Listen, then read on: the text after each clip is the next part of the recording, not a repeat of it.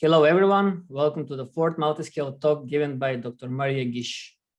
Currently, Maria is a postdoctoral researcher at Smart Nanobiodevices at the Institute for Bioengineering of Catalonia, acronymed as IBEC. Prior to joining IBEC, she has conducted two postdoctoral research stays. The first one at IWF Dresden under the supervision of Professor Oliver Schmidt, and the second one at Purdue University under supervision of Professor David Capellery. Maria obtained her PhD degree in chemistry from the Autonomous University of Barcelona.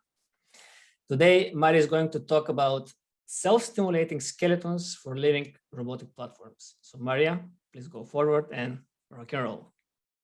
Thank you for the nice introduction, Soren. So now I will share the screen and just let me know if it works. Perfect. Sure. Yep, it's So loading. here, right. Should be. Yeah, now I can see Now. it. Yeah, okay. Perfect. Correct, great. So yeah, as Lauren was telling to you today, I'm going to tell you a little bit more about how we engineered like self-stimulated skeletons for living robotic platforms, being not only of interest for this particular work that you will see in a bit, but also in general for other designs and other kind of cell-laden technologies that are useful for robotics. So before starting, I wanted to show you the like just an overview of what's of interest in our field, right? Because we do as Thorin is working, we do design and develop some different robotic systems at different scales. So the one I'm going to talk to you today, it's about 1 centimeter, but it is great interest also on the ones in the nano and micro scale. And when we talk about robots, it's important to emphasize that generally what we look for is, so the first steps were just relying on something going from A to B. But nowadays there is much more room of exploration in that sense, and people is not just aiming to produce robotic systems which are moving autonomously, meaning that it's like having a car where you cannot decide where you go. No, you actually want to impose some control over that robotic platforms by moving themselves by a certain axis, which it could be like either light or some chemical gradient, or it could be also some topological or topographical guidance. So to say there is a certain step that your robot is following up and you can guide them.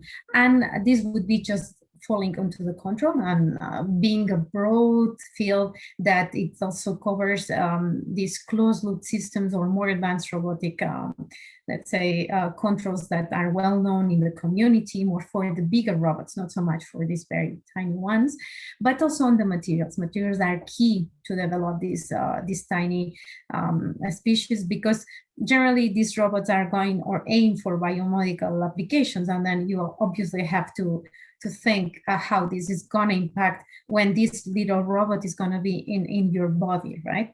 So just for you to have an overview of how these very, very tiny ones are moving, I just put the video, which is very explicative, and it's this bubble recoil motion that in that case, this very nice one, which was really efficient, was developed in Professor's one group, was moving with hydrogen peroxide. In the ones that we are going to present today, they are going to be autonomous, so they will be able to move autonomously from A to B. They will be biocompatible, so this would be like an advantage towards these ones. And also they will respond to several stimuli. This is going to be key and why we are interested in this living robotics. So this topic, particularly the 3D printed cell-laden structures that I'm going to talk to you today, are of a special interest because they are compliant and adaptive, right? That's why they fall into the soft robotics field. But at the same time, for being living and literally living, because they are cells, they grow, they differentiate, and they have certain capabilities that we don't find in their artificial counterparts, such as they adapt, they are able to self-heal or to perform a certain regeneration, and they are also able to biosense, and they do that in inner release. So they are something that they already have there because that have been evolving during the last millennia, right? So if we use such cells to construct these robotic systems, we will already be able to use all these capabilities in our devices. This is not just as easy as it sounds. It's not just I take the cells and I put them there. No, we have to construct them in a way that they mimic the conditions in the native system. That means that, as I was telling to you, we are particularly interested in muscle, in skeletal muscle cells, because of they are really easy to control by electrical impulses. And that gives us this extra degree of freedom in terms of controllability. And what happens here is, like, you can see how our muscle actually is, right? Which is like it has a hierarchical structure, which is pretty complex. And like at the first glance, you see that there are different filaments or different myofibrils, which are key to develop. To do that, it is really important that you have a certain tension in the system and that the cells are aligned. And for that, this technology that we are going to use today, and I will explain you later, is going to be key. Before, I just want to explain and to put some examples of how these living robots are. These two in particular are based in cardiomyocytes. So they are cardiac cells. They are really active. They really respond for a long time, and they are more robust than the skeletal muscle cells, but they are on off. So as soon as you activate them, you cannot decide when they stop. It's not like the skeletal muscle cells that will allow us to know when we put an on, so when we start applying or imposing these electric pulses, and to stop the robot when we want it. In the second one, you will see like some flashes of light. And this is precisely because these cells had been genetically modified. They are optogenetic to respond to the light. And this is also, again, it's super interesting because you can activate the system on demand, right? And they show this undulatory movement, which is of great interest for us. So this medusoid and this ray, literally they call it ray, they have been of reference in the field of liver and robotics because we don't find many of them. And they literally copy the motion of an animal in nature, right? By putting it in some artificial materials, but copying it. And in this next, what we see is like another robot that it is based in these cell-laden scaffolds. They are muscle cells there, which they grow and they differentiate. And after that, they are put in this kind of legs, which are asymmetric. And the friction allows the robot to move by crawling, as you can see here. This is a very interesting system that they make it stronger and bigger, and also optogenetically modify and study the regeneration. So it's a really powerful platform and a design. And then here you can see another one which was based in insect cells, just to see different broad or kind of cells that have been using. These ones, as I told you, they were crawling, but this one that I want to show you now, it's swimming. This is what I want to focus today. We want to have different kind of motions to explore. And so far, the ones which are more reported with skeletal cells had been with crawling. And this one was particularly swimming, but it's not swimming much, as you see. What was interesting in this one is that they actually use of the genetically modified neurons to activate the muscles. This is a very advanced system that really mimics how our body works. And this is, again, really interesting to provide different ways of controlling our robots. And what we have here and we wanted to explore for the current work was the 3D printing technology. This allows us to construct like systems in 3D. This is interesting because after you've seen these muscles, these skeletal muscles that we see and we do have in our bodies, they are not flat. They are 3D structures. And for that, we do have this incredible 3D printer that allow us to print hydrogels whose material is biocompatible and where the cells are already inside. And you could think, why it's the advantage? So yes, you print something which is like 3D, you can create and customize and define the structure beforehand. But what's key in here is that you can actually align the cells as they are printed. And apart from that, you can do multi-printing that makes this technology really attractive for the creation of this kind of robots. For our robot, what we wanted it was to create a simpler design. I told you, the previous ones were really copying nature. So we had the Medusoid, we had the Ray, but how to make a design which is versatile and allows us to give one more advantage or functionality to our system by making it stronger. So we thought of this pretty simple but easy to modulate system, which is like a spring. It is a serpentine, a well-known like design in mechanical engineering that people had been exploited in MEMS and other systems, but it never before had been integrated in a living robot system. So what we did in that case, it was to create a spring, which it was giving us this kind of restoring force, which means when it was compressed, there was a force returning back to the system, and that you will see how useful this is later on for training ourselves. But also, we were able, by introducing this little leg in one of the sides, to have one side which is stiffer than the other. That will bring us like this kind of buckling effect and conformation, which is key to have the swimming effect while the robot is moving. And to do that, what we did is like first to print the skeleton, as you see. So these designs I was showing to you, they were designed with AutoCAD, and they were as let's say, so we were studying them by finite element analysis to see where the forces were taking place or which parts were stiffer than others when a force which is coming from the two edges, it's being applied, which is what the cells are going to do later on. And once we had that optimized, we just moved towards the creation of the two elements. One of the elements is the skeleton that you can see here, and the other is the mold. In this particular case, the cells were mold casted in this very specific ring shape, and they were left to jellify. And I know this is not that complex, but we have a video which is I think it can make it quite clear for you all on how this is like in real life, the design and the printing. So the design is already loaded in the machine. We see here exactly how it is a 3D printing. And in that case, the student is just taking the cells which had been growing, and they have been introduced in this hydrogel. The way we pour the hydrogel in this mold is hand casted, so we just put it there. It's quite simple, but it is really optimized to get a shape, and the diffusion of the nitrogens are super good for the cells, so they grow and they differentiate really well.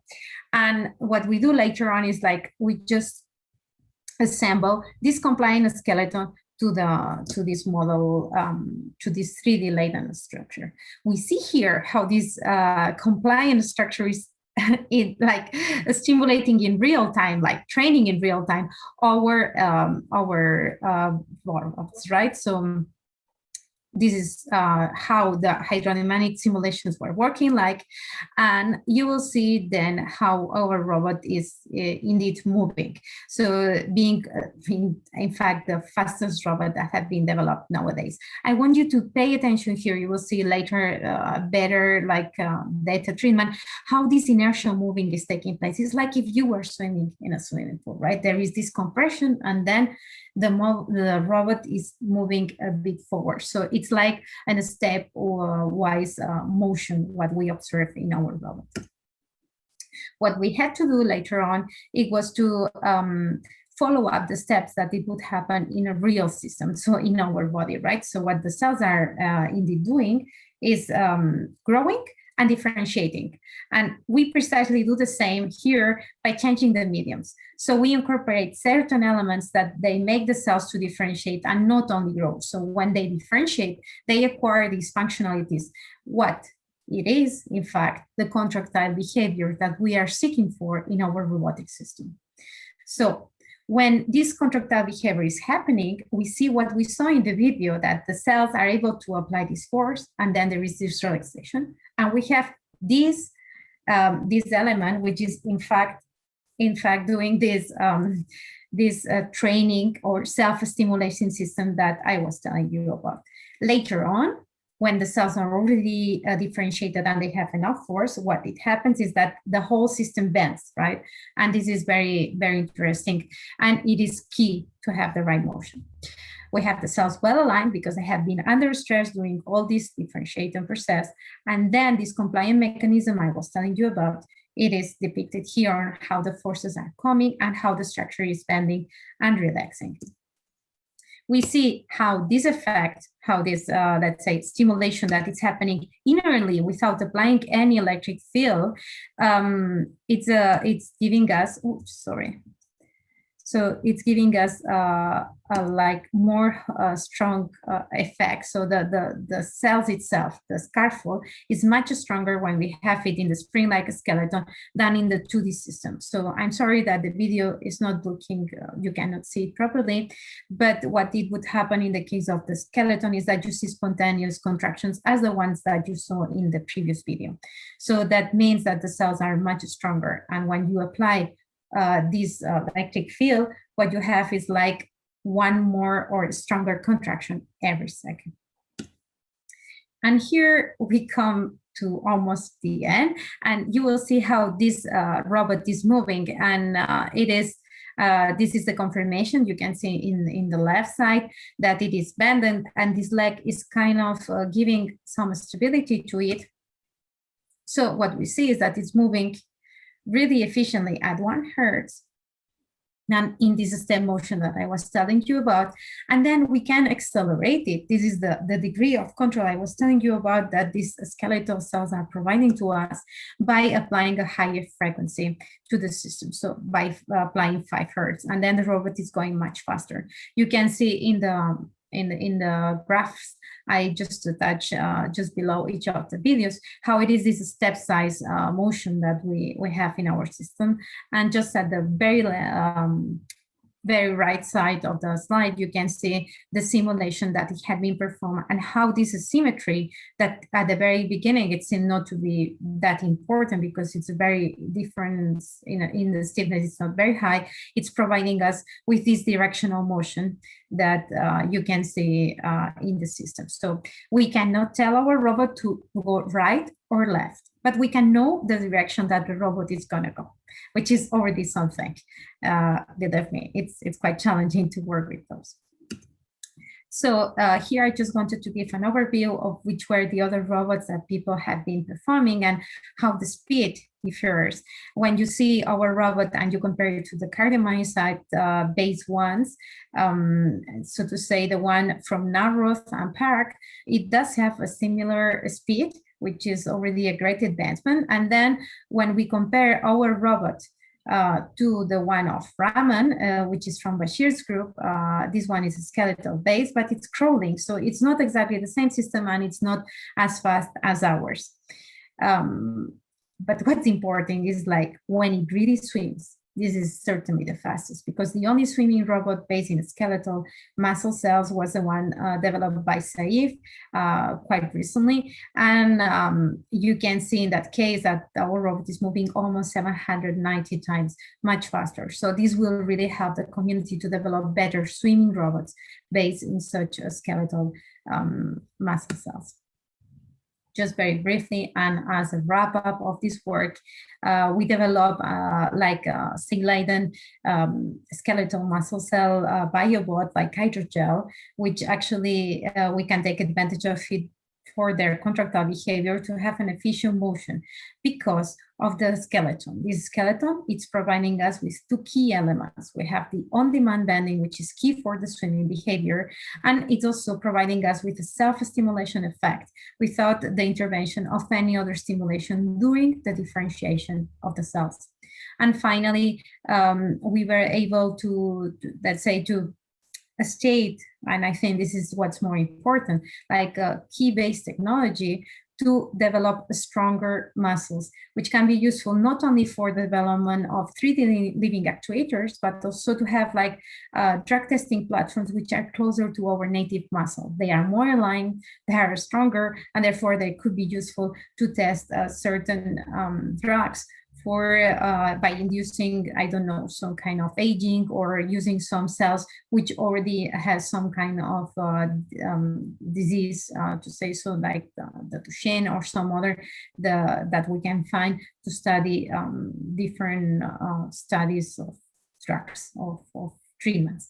And finally, also in a really, really long term, but why not to dream big, we have this biohybrid prosthesis that could help us to, in the future, to have like an extension of your hand or an extension, like a real prosthesis, which would be not made of plastic, but it would be rather be made of muscle. And what we demonstrated is that we can create some kind of structure that it has this contractile behavior and which is going bigger. That's why it's also important not only to focus on the development of very tiny robots, which are certainly useful, but it's nice to move to bigger structures too.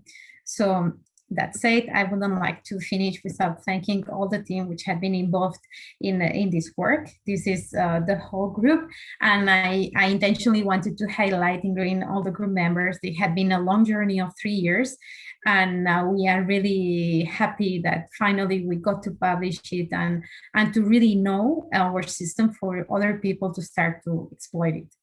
So that was all, and I would be very happy to get any questions or any doubts that you have.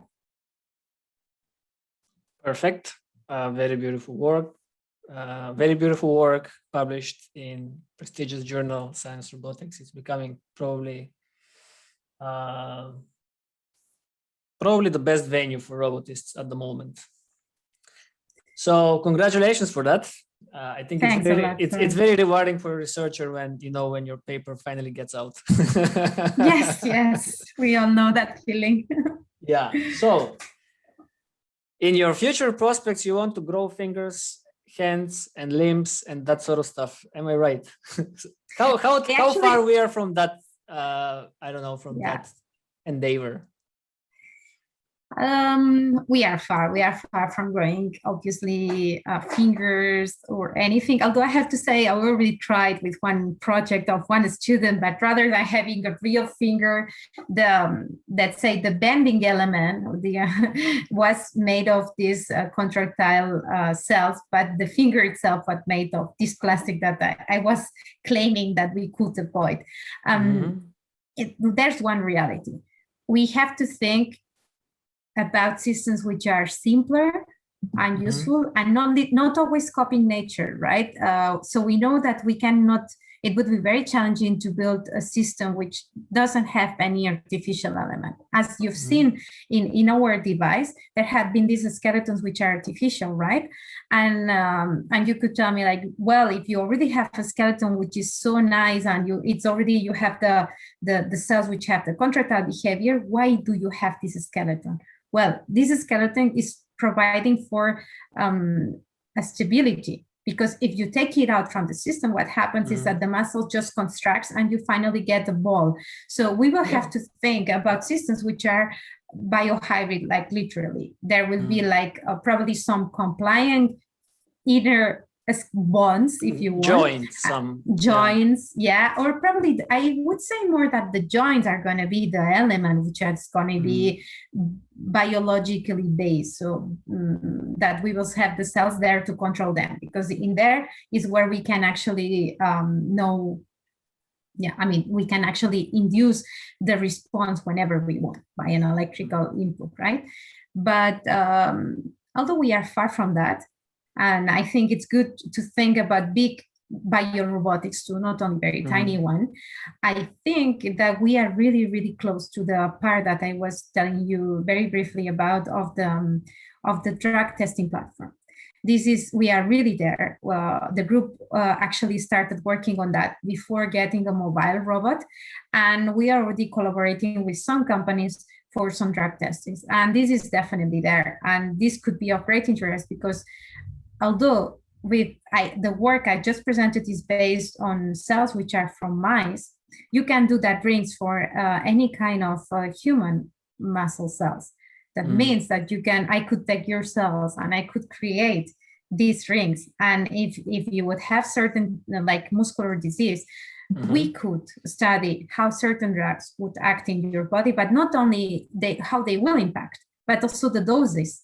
So you avoid the use of animals, and you also avoid the exploration or that doctors are playing around with your body, right? So you come with already a pretest of how that would be.